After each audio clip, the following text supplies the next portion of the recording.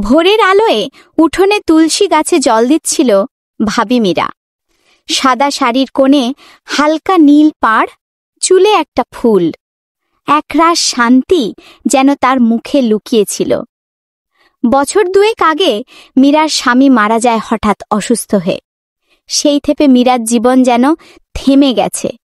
হাসি, গান সব যেন কোথাও হারিয়ে গেছে। বাড়িতে তখনও একজন ছিল, তার দেবর রুদ্র। বয়সে ছোট, কিন্তু চোখে গভীর অনুভব।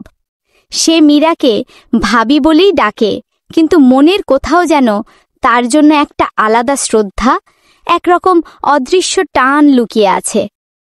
রুদ্র প্রতিদিন চুপচাপ মীরার পাশে থাকে। কখনো বাজার থেকে ফুল এনে দেয়, কখনো বৃষ্টির দিনে ছাতা ধরতে আসে। একদিন সন্ধ্যায় হালকা বৃষ্টি পড়ছে। মীরা বারান্দায় বসেছিল চুপচাপ, চোখে দূরের আকাশ। রুদ্র এসে বলে, ভাবি, তুমি কি কখনো আবার হাসতে পারবে না? মীরা তাকায় অবাক হয়ে। হাসব? কাকে দেখে? রুদ্র মৃদু হেসে বলে, নিজেকে দেখে, এই আকাশকে দেখে, জীবনের জন্য। মীরা কিছুক্ষণ চুপ থাকে, তারপর বলে, তুই জানিস রুদ্র, অনেক সময় কেউ পাশে থাকলেই মনে হয় জীবন এখনো সুন্দর।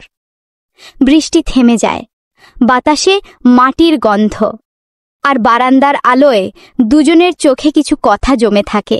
বলা হয় না, কিন্তু অনুভব হয়। সেই দিন থেকে মীরা আবার সকালে সূর্য দেখতে শেখে। ফুলে জল দিতে গিয়ে আবার গান গায়। রুদ্র দূর থেকে দেখে, তার ভাবির মুখে ফেরে জীবনের হাসি। ভালোবাসা যে সবসময় দখল নয়, বরং কারোর হৃদয়ে আলো জ্বালিয়ে দেওয়া, সেটা রুদ্র জানে। আর মীরা জানে, কারোর নীরব স্নেহ কখনো কখনো জীবনের সবচেয়ে বড় আশ্রয় হতে পারে।